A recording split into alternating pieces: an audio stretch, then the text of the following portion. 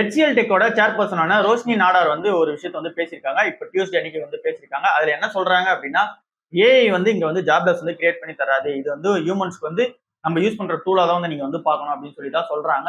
So இவங்க வந்து இந்த ஜாப்லெஸஸ் பத்திலாம் வந்து கேட்ட கேள்விக்கு வந்து சொல்றது, இங்க ஜாப்லெஸஸ் வந்து நடக்காது. நீங்க வந்து உங்களை வந்து அப்ஸ்கில்லிங் பண்ணிக்கணும். அதாவது ரீஸ்கில்லிங் வந்து பண்ணிக்கணும். இருக்க டெக்னாலஜி வந்து அடாப்டேஷன் வந்து பண்ணிக்கணும் அப்படின்னு சொல்றாங்க. ஸோ அதெல்லாம் நீங்க பண்ணிட்டீங்க அப்படின்னா இந்த ஏஐ வந்து உங்களோட ஜாப் லாஸ்க்குலாம் வந்து கான்ட்ரிபியூட் பண்ணாது. இது உங்களோட ஒர்க் ஃப்ளோ வந்து இன்க்ரீஸ் தான் பண்ணி கொடுக்கும் அப்படின்னு சொல்றாங்க. ஃப்ரெஷரா HCL கம்பெனில வந்து 1900 பேர் வந்து எடுத்திருக்காங்க. அதுல 15% ஆஃப் த பேரை வந்து ஏஐக்காகவே வந்து செட்டனா வந்து ட்ரெயின் பண்ணிட்டு இருக்காங்க.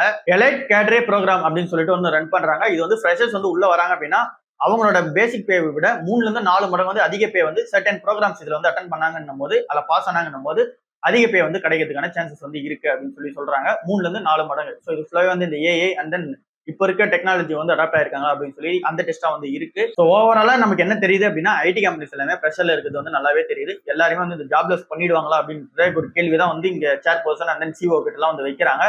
ஸோ அந்த ஐடி கம்பெனிஸோட சுச்சுவேஷனும் அதே மாதிரி தான் வந்து இருக்கு. ஸோ பார்க்கலாம் இந்த ஐடி கம்பெனிஸ் எல்லாமே என்ன பண்ண போறாங்க அப்படின்னு சொல்லிட்டு.